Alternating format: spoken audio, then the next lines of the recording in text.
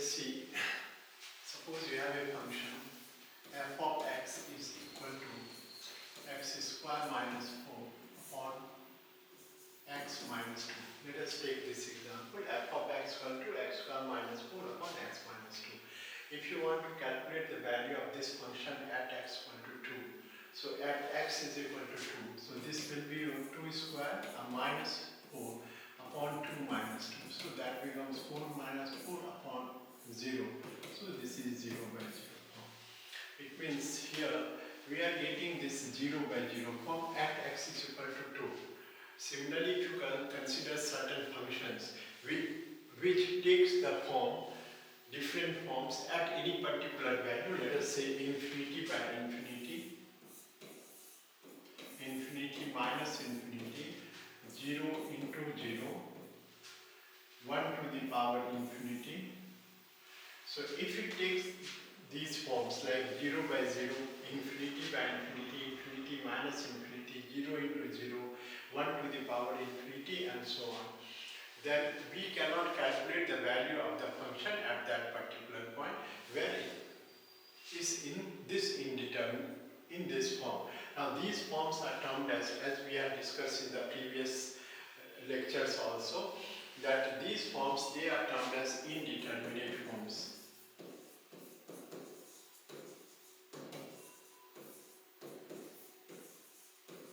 Indeterminate forms means we cannot calculate the value. We can't calculate the value of 0 by 0.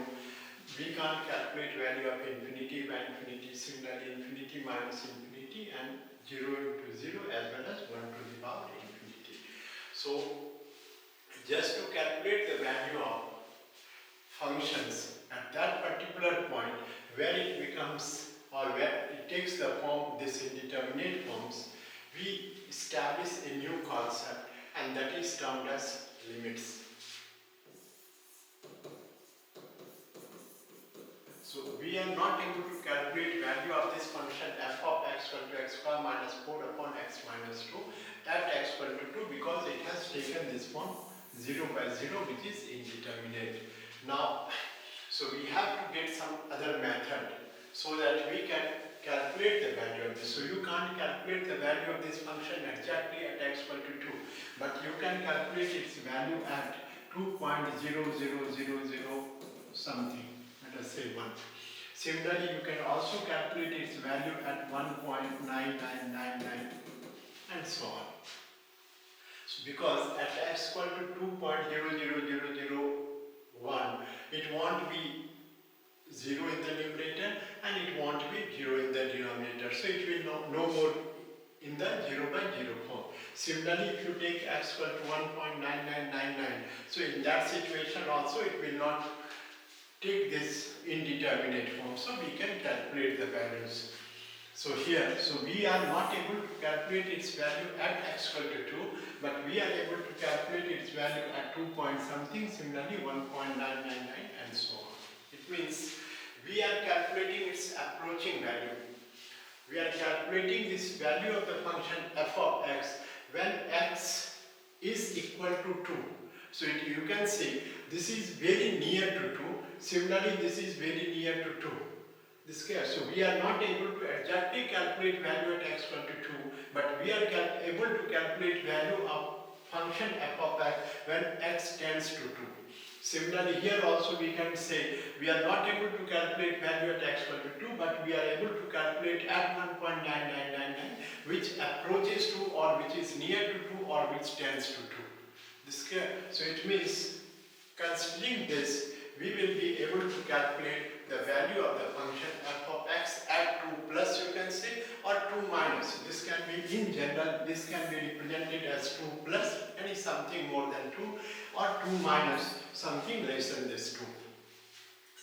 So it means value of the function at x equal to 2 it is not defined, but value of the function f of x at 2 plus it is defined, at 2 minus it is defined, and that is, those values will be termed as the approaching value or the limiting value. So either we call those values as the approaching value or the limiting value, and from there we get the concept of this limits. So using the concept of the limit, we can calculate the value of the function f of x at any value of x, even if it is indeterminate at that point. So exactly we are not able to calculate value at that point, but we will be able to calculate its approaching value or the limiting value. So now let us generalize all this situation. So here, take a point C. Let us say this function f of x is indeterminate at x is equal to c. Okay, it means we are not able to calculate its value at x is equal to c. But as we have just seen, we can calculate its value at c plus or c minus. We can calculate its value at c plus or c minus. When it is approaching value at c, that means we can calculate its value at c plus or c minus. The value of the function f of x at c plus, it will be termed as right hand limit, and the value of the function at c minus, it will be termed as left hand limit.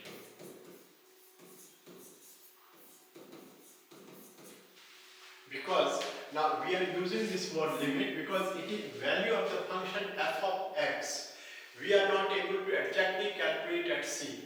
So we can't say that it is value of the function at f of c. It is just the approaching value or the limiting value because we have taken c plus something more than c. Similarly, it is left hand limit because we have taken at c, which is something less than that c, that is c minus. So this will be equal to your f of c plus, or it will be f of c minus. Value at c plus or value at c minus.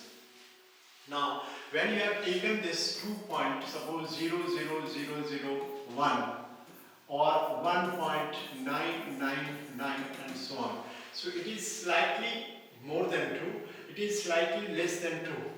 So it is just more than 2 by a very small fraction of that constant. It is less than 2 by a small fraction of the quantity. So that small fraction we can represent it as epsilon. Let us say it is represented as epsilon. So now to generalize things, we can say that we are not able to calculate its value at c, but we can calculate its value either at c plus epsilon or we can calculate at c minus epsilon. So we get this value at c plus epsilon or c minus epsilon, where epsilon is a very, very small quantity. Is clear? So you can get f of c plus epsilon. We can calculate f of c plus epsilon, and similarly we can calculate f of c minus epsilon. These are the various representation. If you put it on the number line system, so suppose this is your point c. So here this becomes your c plus epsilon, and this side it will be c minus epsilon. A quantity which is very, very epsilon is very, very small quantity, and considering this addition of epsilon in c, it has become more than c. Similarly, subtracting epsilon c, it has become less than c, but they are very near to c. The c plus epsilon or c minus epsilon, it is very near to c. The value of the function at c plus epsilon, as we have discussed, it will be termed as right hand limit, and value of the function at c minus epsilon, it will be termed as left hand limit. Value of the function at c. Now, when we consider the limiting value at c, because our intention is to calculate the value of the function at x equal to c, that exact value we are not able to calculate. So we are able to calculate the limiting value of c. Now we say the limiting value of this function is possible at c, provided f of c plus epsilon exists, f of c minus epsilon exists, and they are same. Yani value of the function at c plus epsilon, that is right hand limit, exists. Value of the function at c minus epsilon means the left hand limit or the left hand approaching value or the right hand approaching value here, that exists, and they are equal if right hand limit, if it is equal to left hand limit, then only we say that the limiting value of the function exists, and that is equal to f of c. that will be equal to f of c. This is a limiting value which is equal to either your right hand limit or it is equal to left hand limit. Right hand limit or left hand limit, it should exist, they should be equal, and then we say that it is equal to the limiting value of the function when x tends to c, or when x approaches c, because x is not equal to c. So when x approaches c, then only we say that the limiting value of the function here f of c, that will, this is the limiting value, not the accurate value, and that limiting value either it is equal to the right hand limit or it is equal to the left hand limit. So as far as the representation is concerned, f of c, so here it will be limiting value of the function at when x approaches c. So we will write it as limiting value of f of x when x tends to c. This is the way that we will write limiting value of f of c when x tends to c, and that will be equal to right hand limit or the left hand limit. So we can write it more clearly. Suppose we were supposed to calculate limiting value of the function f of x, or value of the function f of x at x is equal to c, but we are not able to calculate value of the function at x equal to c. We are able to calculate its limiting value. So we will write limiting value of f of x when x tends to c. This will be equal to your limiting value of f of x when x tends to c plus epsilon, or this is equal to when x tends to c minus epsilon f of x. So this is limiting right hand limit and this is left hand limit. So right hand limit, it should be equal to left hand limit, and if they are same, they exist, and if they are same, then we say that the limiting value of f of x when x tends to c, either it is equal to this or it is equal to this. So this way we calculate. So we as far as our discussion is concerned, we have just learned why we need to calculate the limiting value of the function. We need to calculate the limiting value of the function only when we get the indeterminate form of the function f of x at certain point, and those indeterminate forms are 0 by 0, infinity by infinity, infinity minus infinity, 1 to the power infinity, 0 into 0, and so on. So if you land up with those situations, then you will not be able to calculate the accurate or the exact value of the function at any particular point, but in that case you will have to calculate the limiting value. The conditions are the limiting value of the function at that point will be possible provided right hand limit or the left hand limit they exist, and if they are same, then only we will say that the limiting value of the function f of x when x tends to c, that will be equal to either the right hand limit or the left hand limit, because these two are same or they will have to be same. So I hope that you have understood this. Now we will see how to calculate the limiting value of the function. So as far as the nature of the functions are concerned, you will come across algebraic functions, you will come across trigonometrical functions, you will come across logarithmic or exponential function. So one by one we will see how to calculate the limiting value of different type of functions. So if you consider suppose the algebraic function.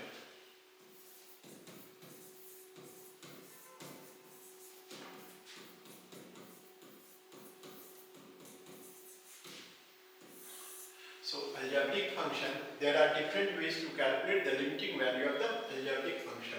The first method is factorization.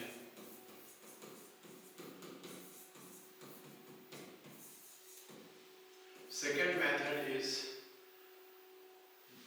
standard form, and that is if your function is in the standard form x to the power n minus a to the power n upon x minus a. And when we need to calculate limiting value of this when x tends to a. Third is infinity type of question. Infinity type of questions.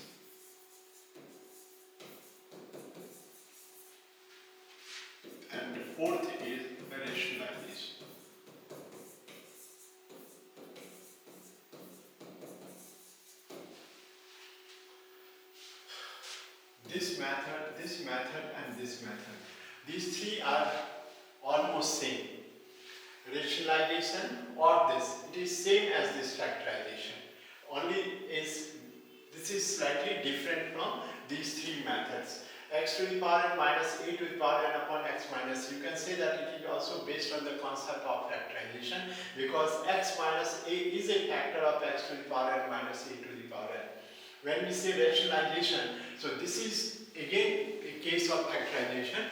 If you have suppose irrational function, just first rationalize the function and then take out the factors in the numerator as well as denominator. So there we have almost this method similar to this. So one by one we will see all these methods.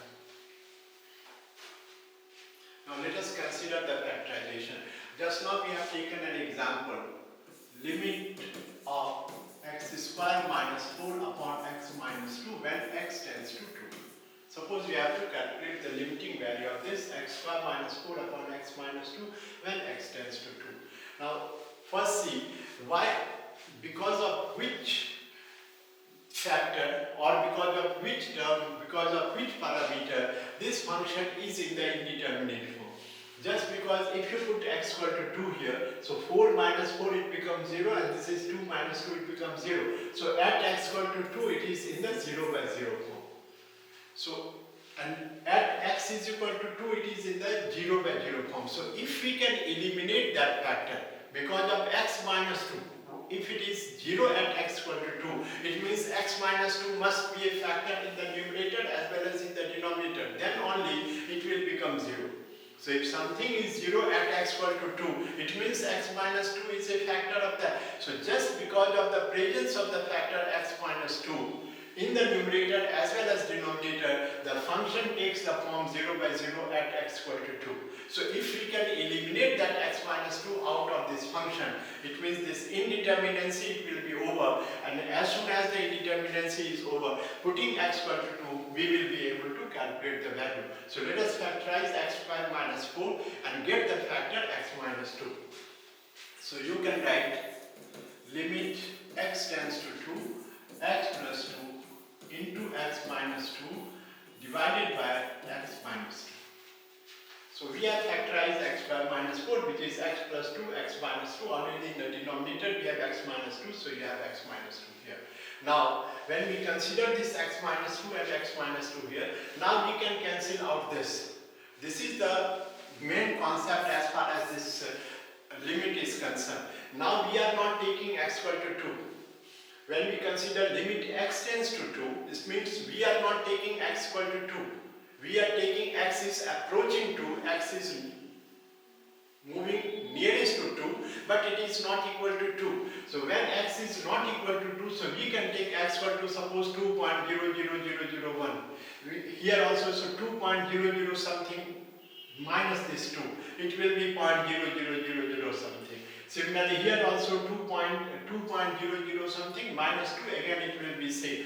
That quantity divided by this quantity, that will become 1. So it means these two are eliminated. And once you are able to eliminate these two factors, the remaining will be x plus 2.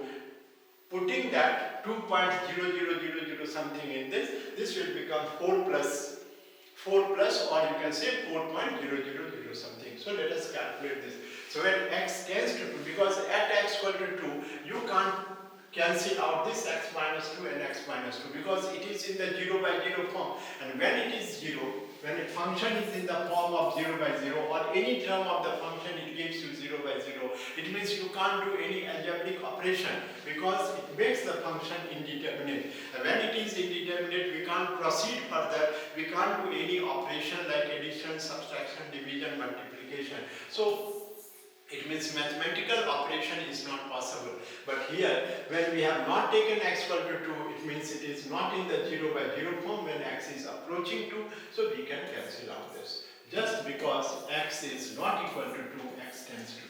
So under this condition only we are able to cancel out. If you take x equal to 2, you won't be able to cancel out. So now, after this you can get this limit x tends to 2, this is x plus 2. Now this will be equal to how much?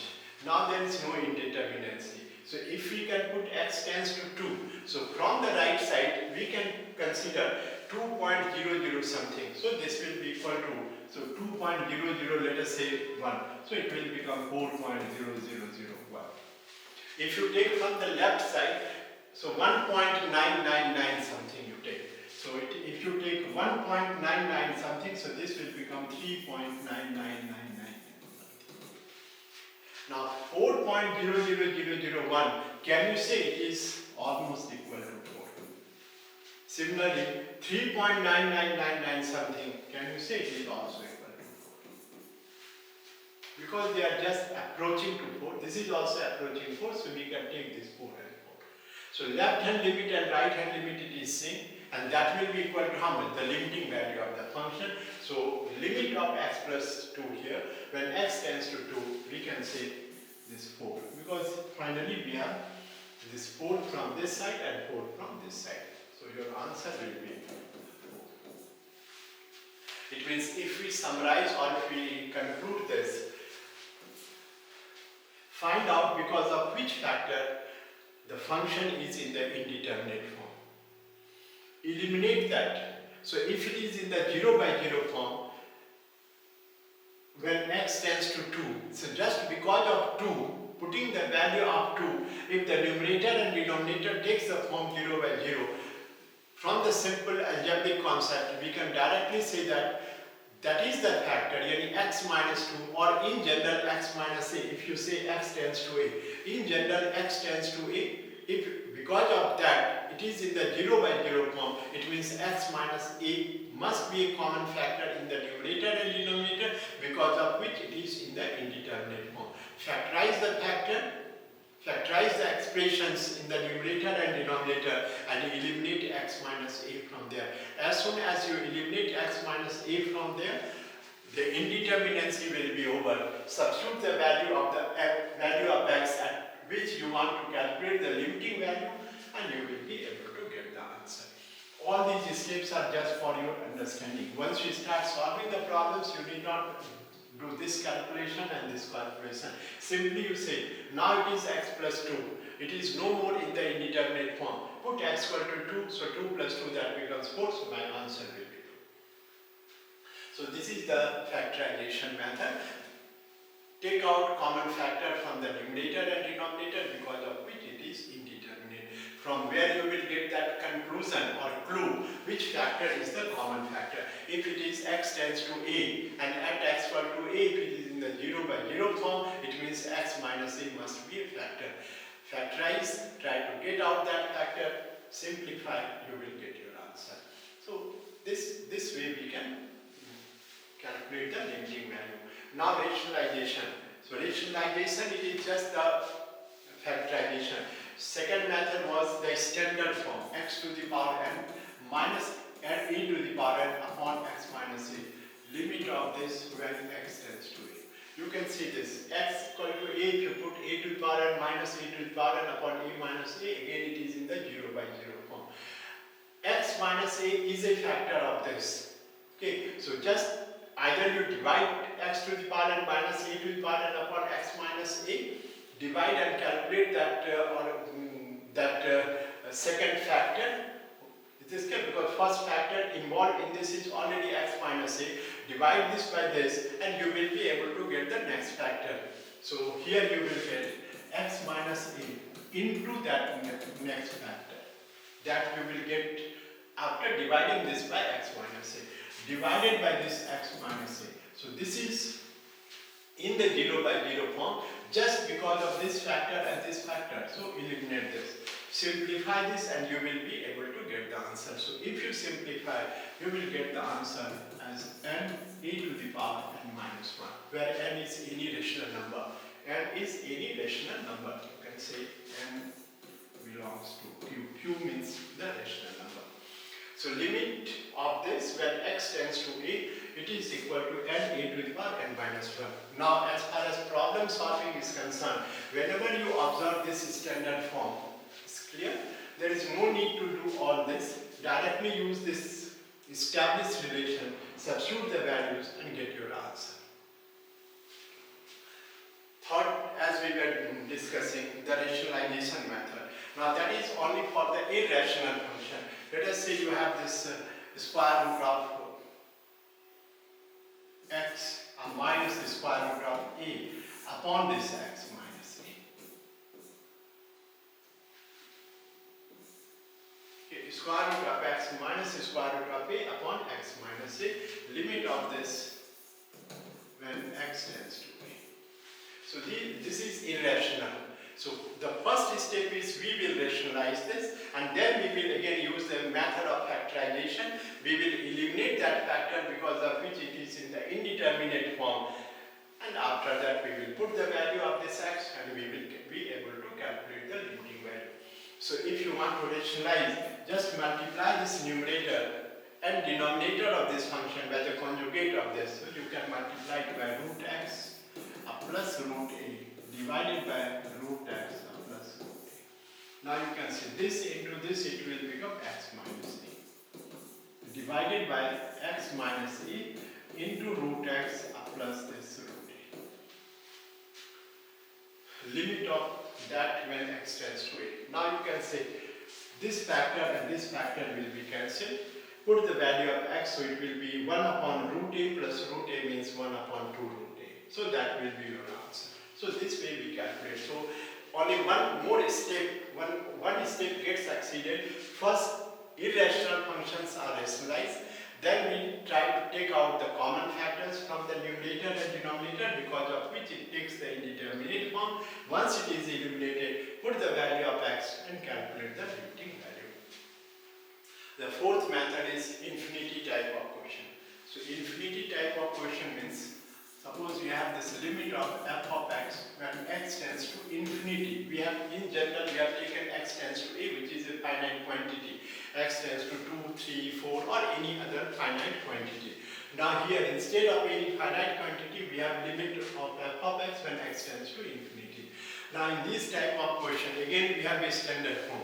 We know 1 upon x when x tends to infinity is 0. We will make use of this. If denominator tends to infinity, the function becomes 0. So we will make use of this and we will try to calculate it.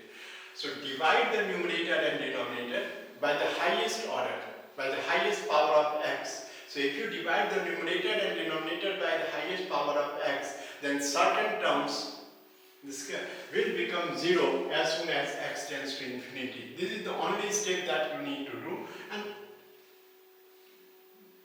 using this concept you will be able to get the value of the limiting value of that function. So let us take an example. Suppose you have to calculate limit of 1 plus x square upon 3 plus x cube. Let us say we have to calculate it. So highest order is what? X cube. Highest power of x here, it is x cube. So divide numerator and denominator by x cube. So this becomes 1 upon x cube plus 1 upon x square divided by x cube, that will be 1 upon x, divided by 3 upon x cube plus this one. So when x tends to infinity, so limiting value of this, when x tends to infinity. So when x tends to infinity, 1 upon x cube will tend to 0. As you can see here, 1 upon x also 0. So this will be 0. Divided by 3 upon x cube, again that is 0, plus this one. So 0 by 1 and 0 by 1, that is 0. So the limiting value of this function when x tends to infinity is 0. So this way we will calculate the value, limiting value of the functions when x tends to infinity. This is the standard form, and this is the standard concept, you can say, and this is the way that we can calculate. This is the only method when this x tends to infinity. Now if there is a complicated situation, simply you have to simplify that situation or that expression, take out certain factors, then divide numerator and denominator by the highest power of that x. Use this concept and you will be able to solve that question. So these are the different ways as far as algebraic functions are concerned. There are certain properties of the function, so let us consider this. Suppose you have function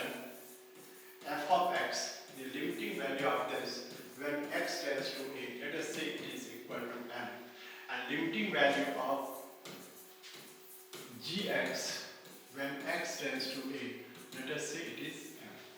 And we have two different functions and we have different limiting values. When f of x when x tends to 8 is suppose L, gx when x tends to 8 is m. So we will see what are the features, what are the properties that we can use.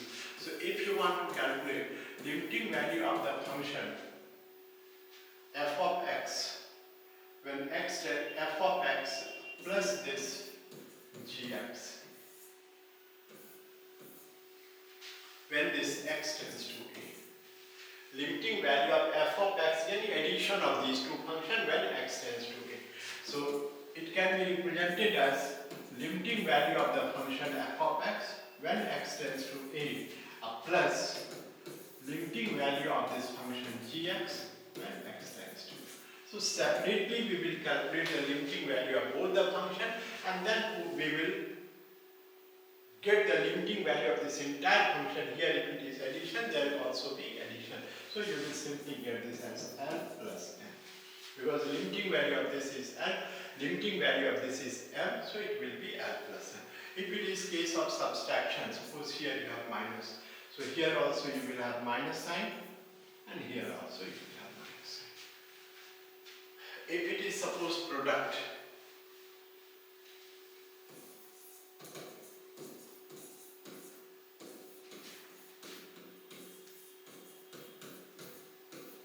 this will be simply your limiting value of this f of x when x tends to be into any dot limiting value of gx when x tends to be. And again this will be equal to L into this L.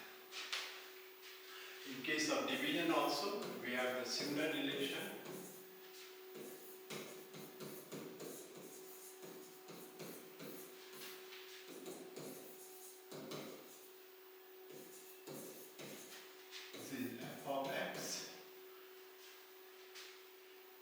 Divided by limiting value of gx when x tends to a, and this will be equal to L upon m provided m is not equal to 0.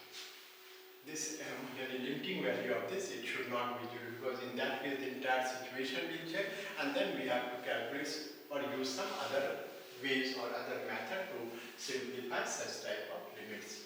Similarly, if you have, let us say, k f of x, some constant k, limiting value of f of x when x tends to be, any limiting value of some constant k into f of x, that will be equal to k times limiting value of f of x.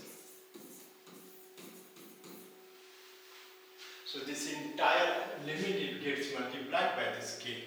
So k times limiting value of f of x when this x tends to a. So whenever necessary, we will use all these features, all these properties of the concept of the limit, and we will try to solve any kind of questions. So in our next lecture, we will discuss how to calculate limits of trigonometrical function, exponential function, logarithmic function, and all that, and then we will start solving